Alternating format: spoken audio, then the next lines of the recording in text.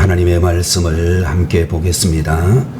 신약성경 마가복음 14장 32절에서 42절까지를 대독하겠습니다. 마가복음 14장 32절입니다.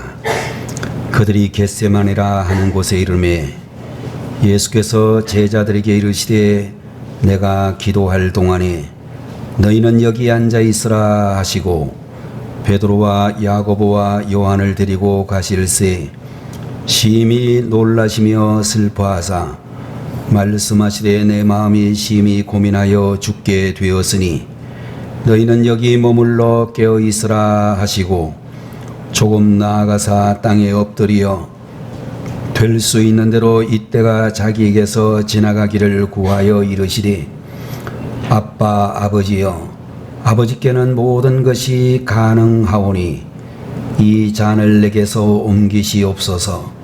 그러나 나의 원대로 마시옵고 아버지의 원대로 하옵소서 하시고 돌아오사 제자들이 자는 것을 보시고 베드로에게 말씀하시되 시몬아 자느냐 내가 한 시간도 깨어 있을 수 없더냐 시험에 들지 않게 깨어 있어 기도하라. 마음에는 원이로되 육신이 약하도다 하시고 다시 나아가 동일한 말씀으로 기도하시고 다시 오사 보신즉 그들이 자니 이는 그들의 눈이 심히 피곤함이라. 그들이 예수께 무엇으로 대답할 줄을 알지 못하더라. 세 번째 오사 그들에게 이르시되 이제는 자고 쉬라. 그만 되었다. 때가 왔도다. 보라 인자가 죄인의 손에 팔리느니라. 일어나라 함께 가자. 보라 나를 파는 자가 가까이 왔느니라. 아멘.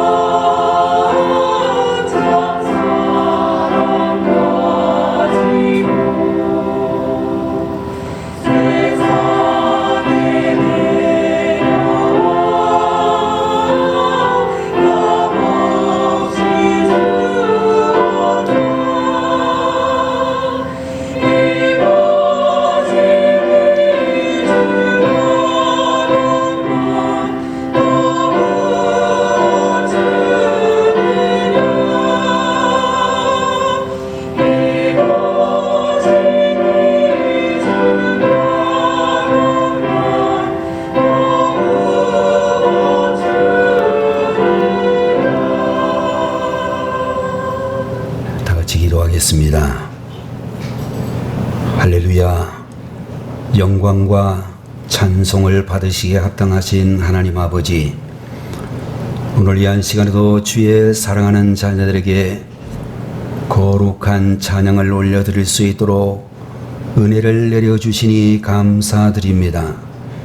찬송 중에 임하시고 영광을 거두어 주시기를 원하오며, 찬양을 주님 앞에 올려드린 형제 자매들과 오늘 주님 앞에 예배하는 무리들 가운데에 주님의 거룩한 성령으로 더욱 충만하게 하시옵소서.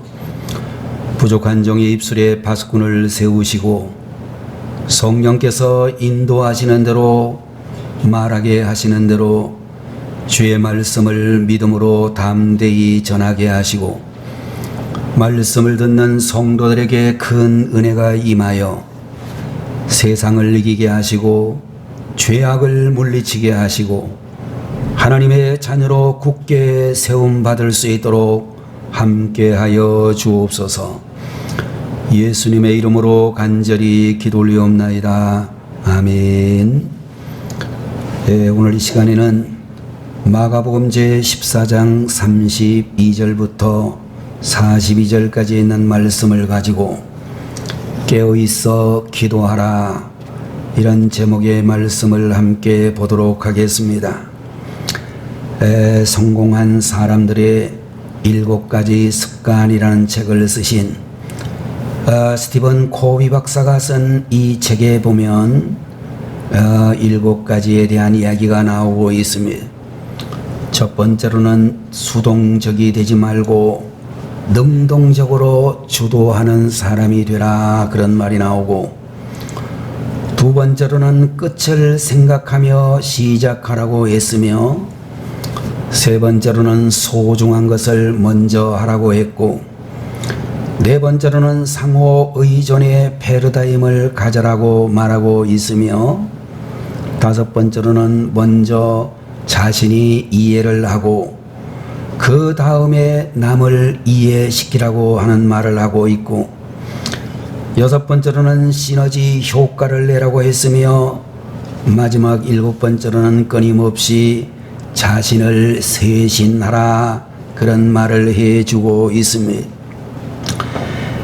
여러분들 반대로 미국 뉴욕 타임스라고 하는 그 신문이 우리에게 이야기해준 로라 슐레징어라고 하는 박사는 인생을 망친 사람들이 가지고 있는 공통적인 그런 변명을 찾아내서 인생을 망치는 7가지 변명이라는 책을 썼는데, 그 7가지 변명이라는 책을 보게 되면 첫 번째로 나도 알아요, 하지만 나도 인간이라고요 라는 변명을 하고, 두 번째로는 그것이 잘못된 줄 알아요, 하지만 이라고 했고, 세 번째로는 그게 옳다는 걸 알아요, 하지만 그런 말을 하고 있고, 네 번째로는 알고 보면 나야말로 정말 불쌍한 사람이라고요 라고 했어.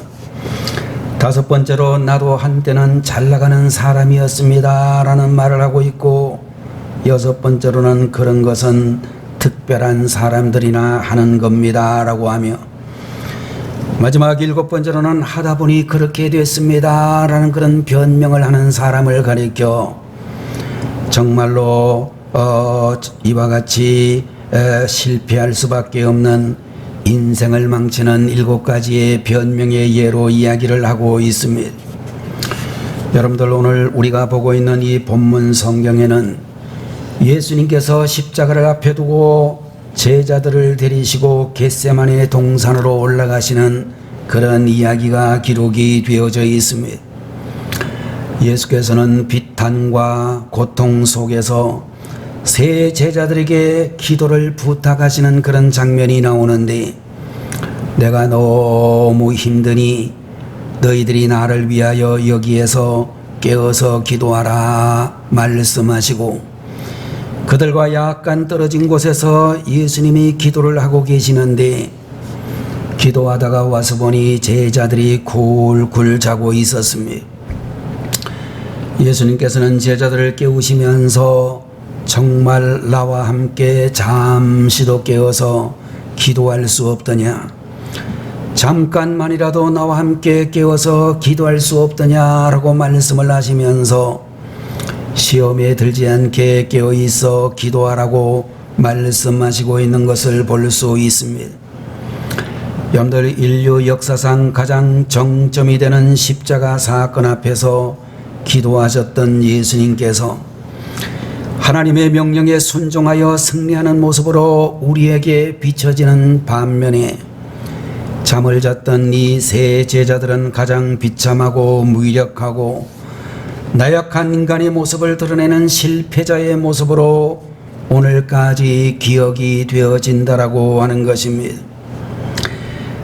여러분들, 우리가 정말로 나중에 하나님 앞에 서게 되었을 때에 절대로 변명할 수 없는 한 가지가 있다면 바로 기도에 관한 것이라고 말할 수 있을 것입니다.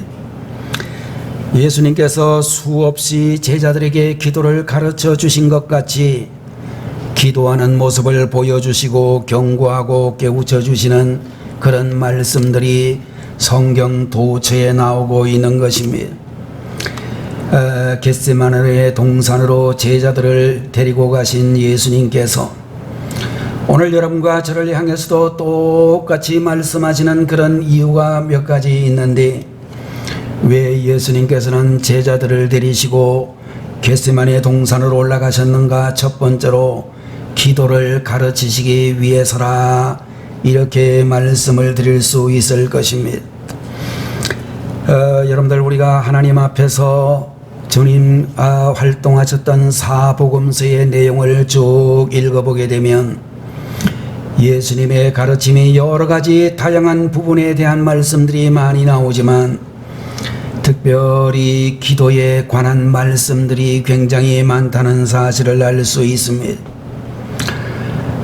여러분들, 예수님께서는 기도를 제자들에게 가르쳐 주셨을 뿐만 아니라 직접 기도하시는 삶을 모범적으로 보여주셨습니다.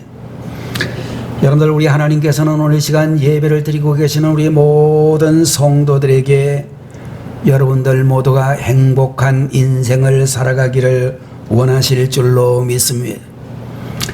옛날에 민주노동당 민노당의 대통령 후보로 나왔던 권영길이라고 하는 분이 대통령 후보가 되어진 다음에 이제 대국민 연설을 하면서 그 방송에서도 그렇고 가는 곳곳마다 이 양반이 하는 말 중에 늘 하는 말이 뭐였느냐 하면, 여러분, 국민 여러분, 행복하십니까?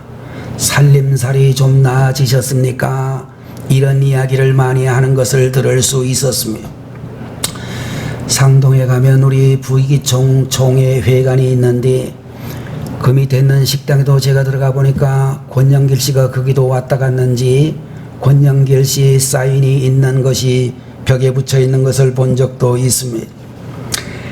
여러분들, 우리 주 예수 그리스도와 또 우리 하나님께서는 오늘 이 자리에 있는 여러분들을 비롯하여 우리 모든 성도들이 행복한 삶을 살아가기를 진정으로 원하시는 주님이신 줄로 믿습니다. 고난과 어려움을 당할지라도 당당하기를 원하시고 축복을 축복으로 누리는 삶을 살아가기를 정말로 원하시는 주님이시다, 그렇게 믿는 것입니다. 그런데 여러분들, 우리 주님께서는 이 세상에 오셔서 공적 생애를 시작하시기 전에 정말로 여러분들 성경을 보게 되면 침례 요한에게 침례를 받으시고 난 다음에 광야에서 40일 동안 금식 기도를 하셨다, 그런 말씀이 기록이 되어져 있고, 또 누가복음에 보면 12 제자를 선택하실 때도 밤이 새도록 기도하시는 가운데 12 제자를 선택하셨다는 사실을 볼 수 있습니다. 벳세다 광야에서 물고기 2마리와 보리떡 5개를 가지고 5,000명을 먹여야 되는 절대 한계 상황 속에서도 주님께서는 그것을 가지고 축사를 하시고 기도하셨다라고 말씀해 주시고 있는 것입니다. 귀신 들린 자녀를 데리고 와서 부르짖는 그 안타까운 아버지 앞에서 또 그 아이를 고치지 못하여 당황하고 있는 제자들을 보고 말씀하시기를 기도 외에는 이런 능력이 절대로 나타날 수 없다라고 말씀해 주시고 있습니다. 여러분들 죽은 나사로의 무덤 앞에서도 기도하심으로 환희와 축제로 변화시켜 주셨다라고 말씀해 주고 있습니다. 여러분들 예수님의 인생 가운데 가장 어려웠던 십자가를 앞둔 그 순간에도 주님은 겟세마네 동산에 기도의 자리로 나아가셨다라고 말씀해 주고 있는 것입니다. 예수님께서는 제자들의 자는 모습을 보시고 깨우시며 기도하라 이렇게 말씀해 주시는 것은 제자들의 도움을 요청하기 위해서라기보다는 제자들을 가르치고 싶은 의도에서 그런 말씀해 주신 줄로 믿습니다. 여러분들 예수님께서 이 땅을 떠나시기 전에 예수님께서 정말로 이 땅에서 하늘나라로 가시기 전에 가장 가르쳐주고 싶었던 것이 바로 기도하는 모습이었다라고 말할 수 있을 것입니다. 여러분들 성경을 보면 예수님께서는 어떻게 기도해야 되는가에 대해서 말씀해 주시고 기도의 대상은 하늘 저 멀리 계신 하나님이 아니라 내 아버지 하나님, 먼저 구해야 될 것, 나중에 구할 것, 구함의 우선순위가 있음을 그들에게 잘 가르쳐주고 계시는 것을 볼 수 있습니다. 무엇이 진짜로 필요하고 중요한 것인지, 무엇을 구해야 할지 모르는 우리를 풍요로운 삶으로 인도하시기 위하여 기도를 가르치고 계시는 것을 보게 되는 것입니다. 여러분들 기도를 말씀하실 때마다 기도 응답에 관해서도 말씀하고 계십니다. 여러분들 기도는 우리의 운명을 바꿀 수가 있고 우리의 환경도 바꿀 수가 있으며 우리 자신을 바꾸어서 하나님의 사람으로 아름답게 살아가도록 그렇게 능력 가운데서 인도해 주시는 줄로 믿습니다.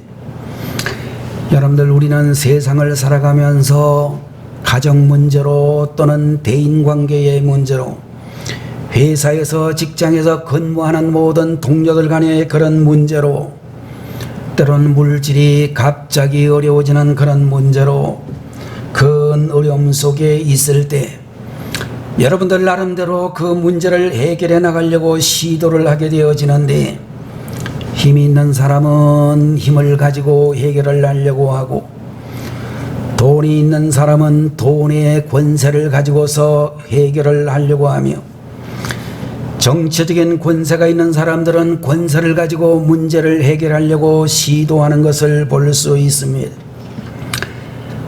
우리 교회 재직회는 별로 그런 일이 없다라고 생각이 됩니다만은 여러분들 재직회나 또는 이런 회의를 하다가 보면 어떤 안건이 나왔을 때에 이 문제를 어떻게 해결하면 좋겠습니까? 목사님이 그렇게 질문을 하게 되면 공부를 많이 하신 교수님, 집사님이 말씀하시기를 연구를 좀 더 해봅시다.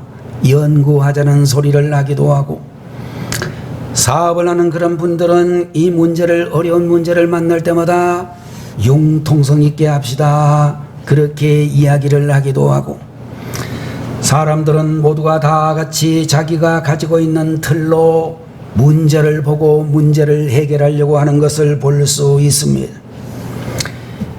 여러분들 예수님이 붙잡히게 될 때에 예수님의 수제자 베드로라고 하는 사람은 괜히 혈기를 부리고 칼을 휘둘러서 아무런 힘이 없는 제사장의 종 말고라고 하는 사람의 귀를 떨어뜨렸다. 그런 이야기도 기록이 되어져 있습니다. 예수님께서는 그때에 말고의 귀를 다시 붙여주시면서 베드로야 칼을 쓰는 자는 칼로 망한다 라는 그런 경고의 말씀을 해 주셨습니다. 여러분들 우리 주님께서는 전능하신 하나님 아버지와 교제하며 오늘 모든 문제를 해결해 나가실 것을 볼 수 있을 것입니다. 여러분들 오늘 이 자리에 계시는 우리 성도님들도 여러분 앞에 다가오는 모든 어려운 문제 앞에 주저앉고 낙 말고 예수님처럼 기도로 문제를 해결할 수 있는 기도의 사람들이 다 되어지시기를 주님의 이름으로 축원을 드립니다.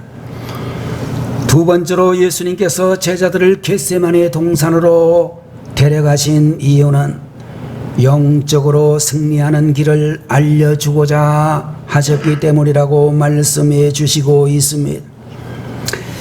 여러분들 성경을 보게 되면 예수님께서도 십자가를 두려워하고 무서워하고 십자가를 지지 않고 싶어 하셨다는 사실을 볼 수 있습니다.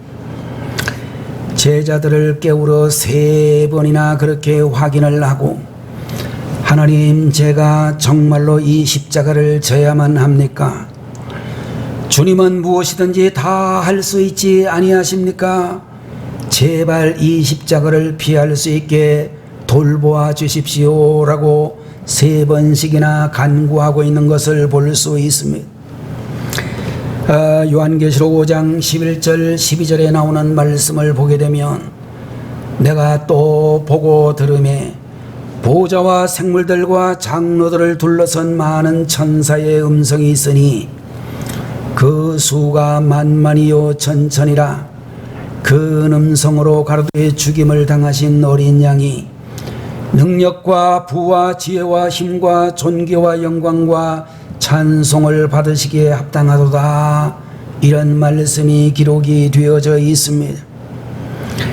여러분들 예수님께서는 하나님의 뜻을 알게 되고 하나님의 계획을 알게 되고 예수님 자신이 죄를 짊어지고 책임지고 저주의 십자가에 달려야 수많은 인류의 생명들이 살아나고 구원을 얻게 된다는 하나님의 뜻을 발견하고 다시 기도하시기를 하나님, 이 일을 감당할 수 있는 능력을 주십시오.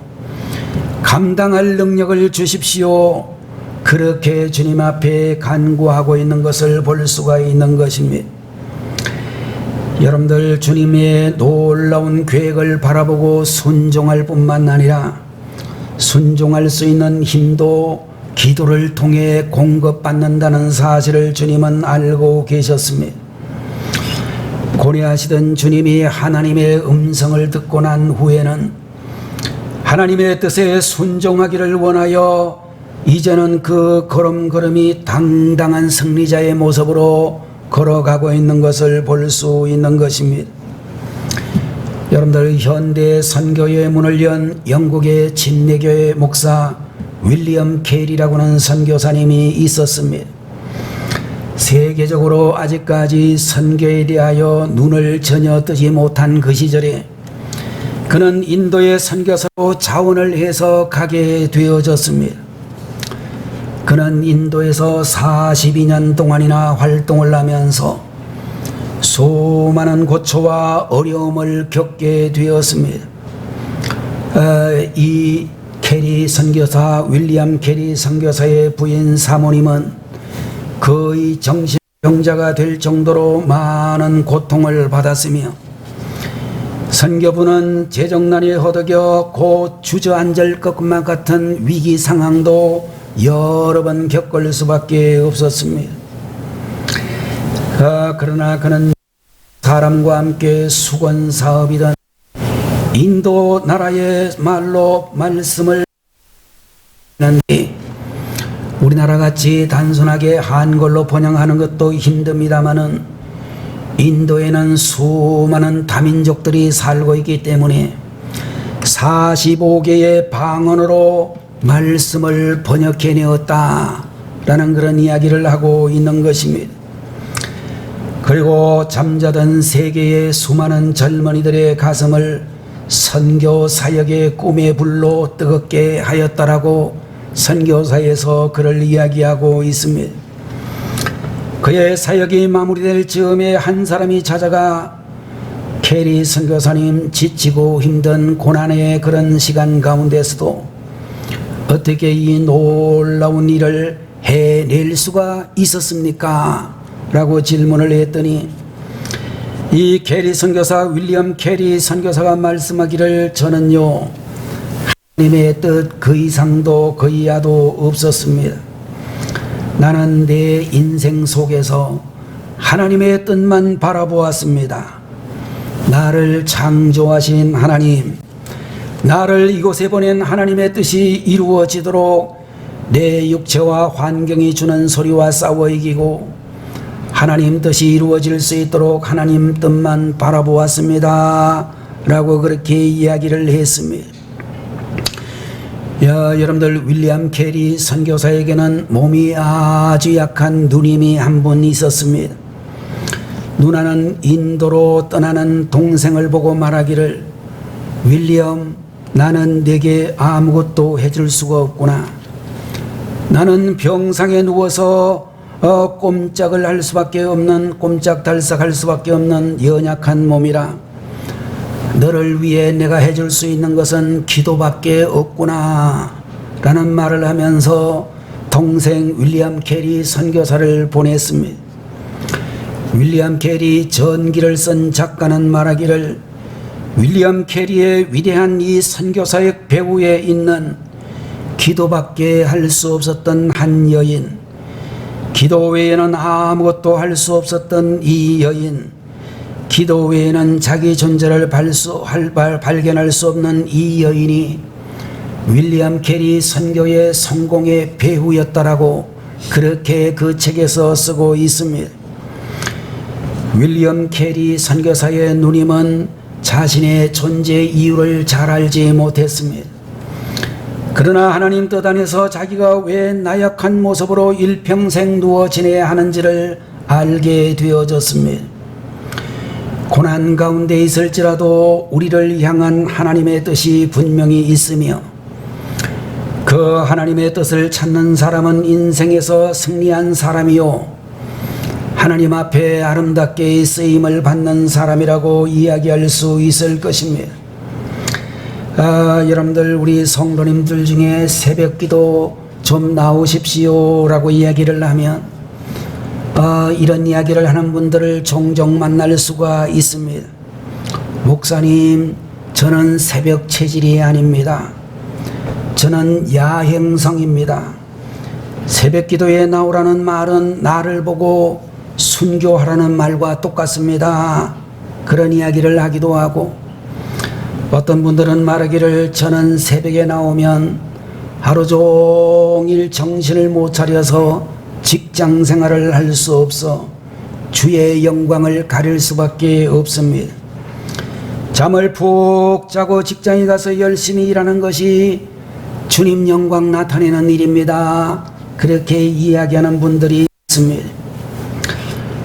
여러분들 우리들이 분명히 알아야 될 것은 예수님께서는 수없이 많은 밤을 철야 기도하시고 새벽 기도하시고 마가복음 1장 45절 이하를 보게 되면 습관을 좇아 새벽 이른 미명에 밖에 나가서 새벽 기도를 하셨다라고 우리에게 분명히 말씀해 주시고 있습니다. 여러분들 그런 의미에서 우리 성도님들 영적으로 승리하는 삶을 살기 위해서는 새벽이나 저녁이나 여러분들 시간이 있을 때에 늘 기도하는 주님의 종들이 되어지시기를 바라는 것입니다. 세 번째로 주님께서 제자들을 겟세마네 동산으로 데려가신 이유는 기도에도 때가 있다는 것을 가르치고자 하심이다 라고 우리에게 말씀을 해 주시고 있는 것입니다.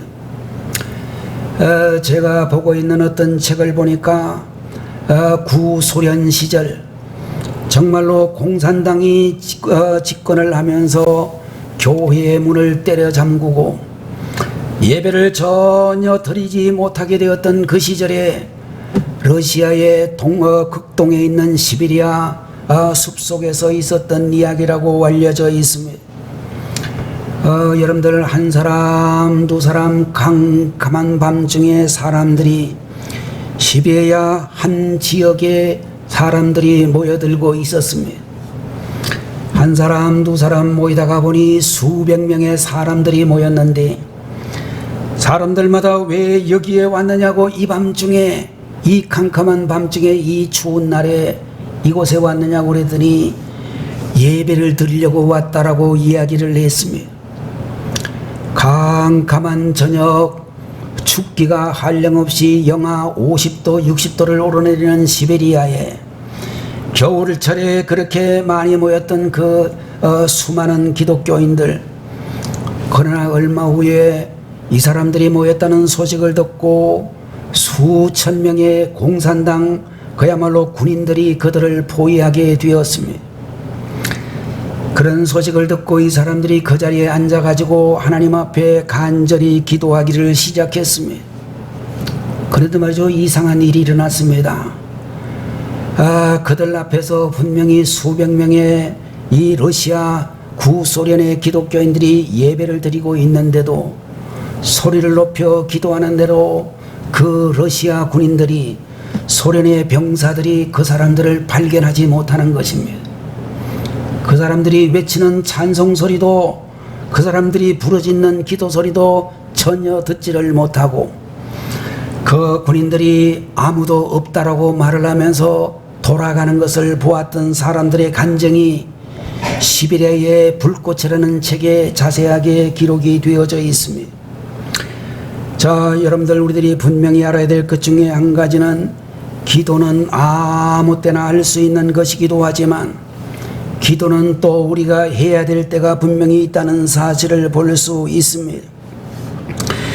여러분들, 우리가 어떤 일을 만났을 때에 인간적인 방법으로 그 문제를 해결하려고 이런저런 방법을 시도할 수 있을 것입니다.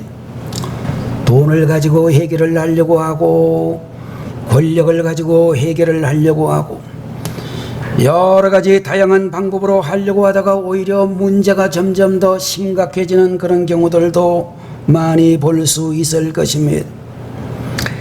여러분들, 예수님의 수제자 베드로라고 하는 사람이 예수님을 잡으러 왔던 로마의 군인들을 보고 이 문제를 해결하려고 시도하다가 오히려 문제를 복잡하게 만들었다는 사실을 볼 수 있습니다.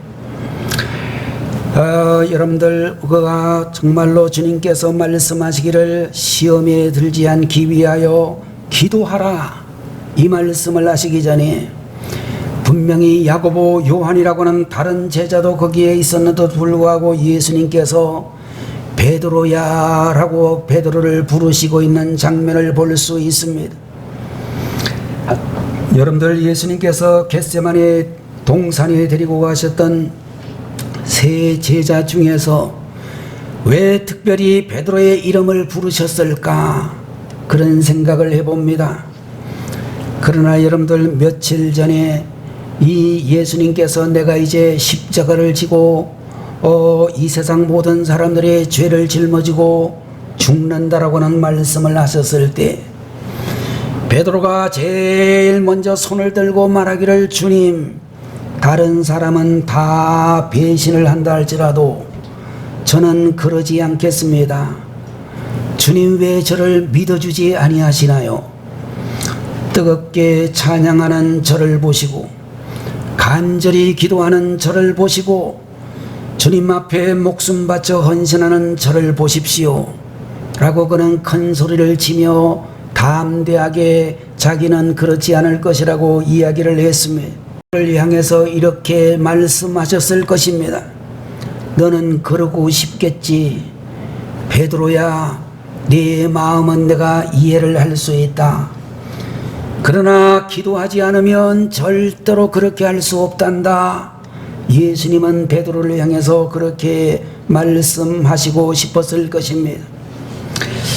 여러분들, 오늘 이 자리에 계시는 여러분들 모두도 행복하고 싶고, 여러분의 인생을 승리하고 싶고, 사랑하는 사람과 사랑을 평생도록 해로하고 싶고, 우리의 젊음을 하나님 앞에 아름답게 드리고 싶은 그런 마음들을 다 가지고 있을지라도 내 힘으로, 내 능력으로 그렇게 할 수 있는 것이 아니라 기도하지 않으면 절대로 그렇게 되지 않는다라고 말씀을 해 주시고 있는 것입니다.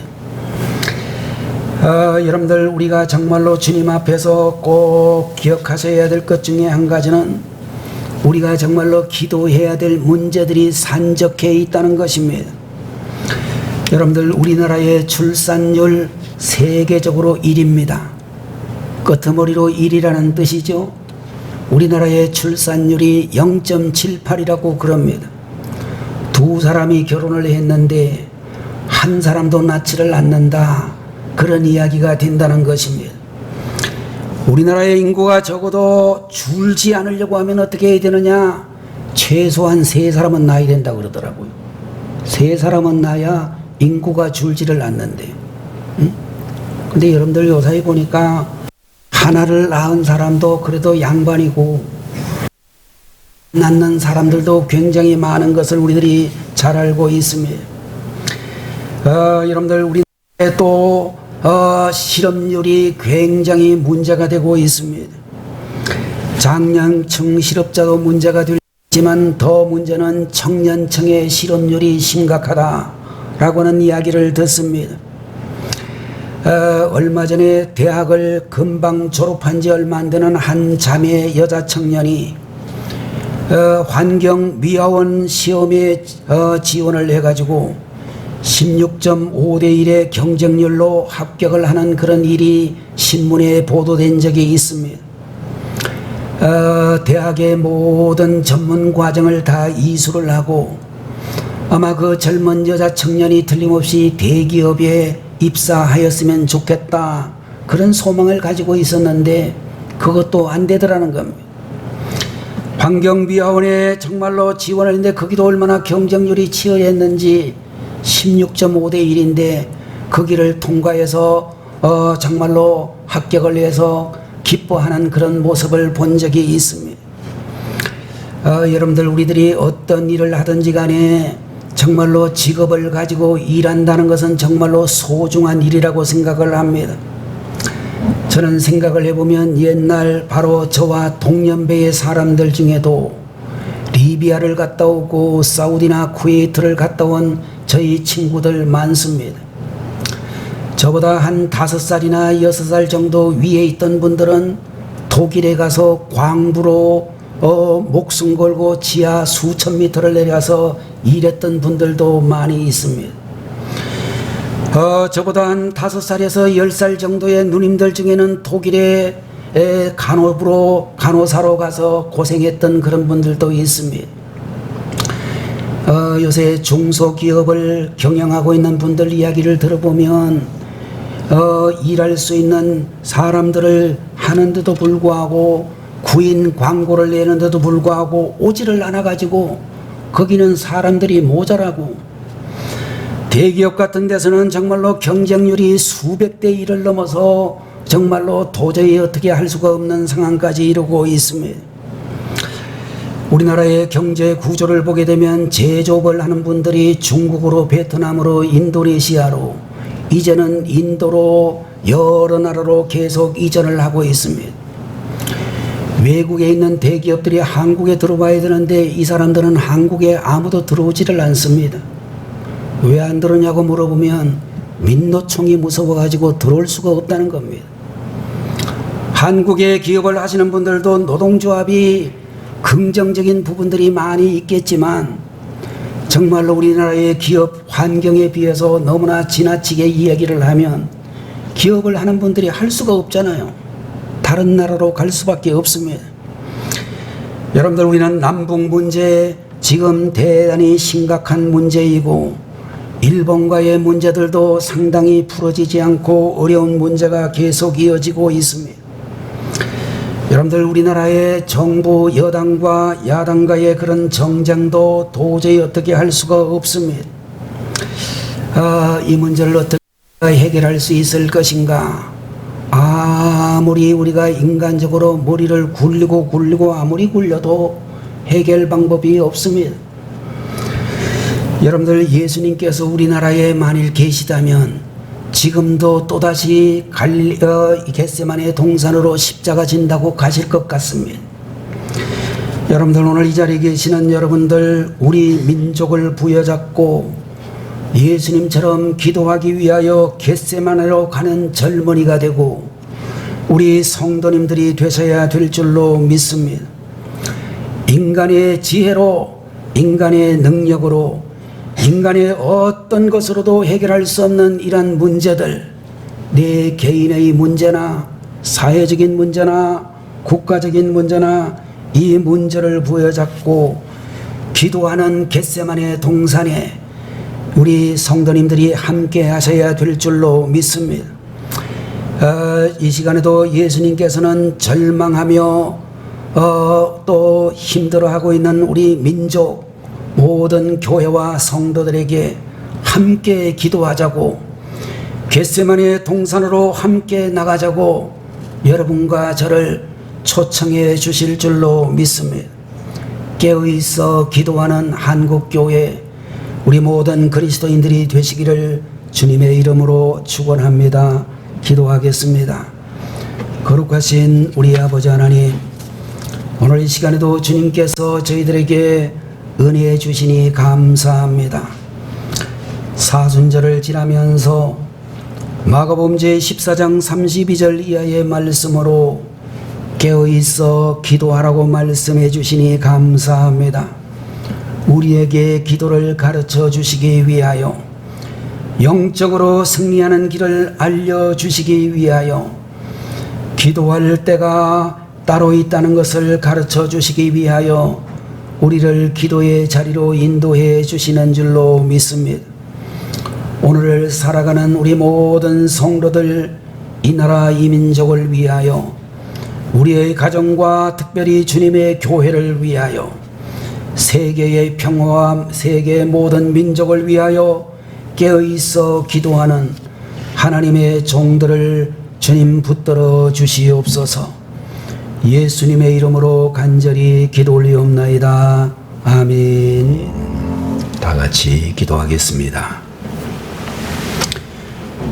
지금은 만민의 죄를 대속하시기 위하여 하늘의 영광스러운 보좌를 떠나 이 땅에 오셔서 우리의 모든 죄짐을 지시고 십자가에 달리심으로 구속의 대업을 이루어 주신 우리 주 예수 그리스도의 무한하신 은혜와 하나님 아버지의 망극하신 사랑하심과 오늘도 저희들의 중심에 오셔서 감동 감화해 주시는 성령님의 놀라우시는 정의, 이 시간 주님 앞에 예배를 드리고 세상을 향해 나아가는 하나님의 종들 머리 위에, 이 나라 이 민족 위에 지금부터 영원토록 함께 계시기를 간절히 축원하옵나이다.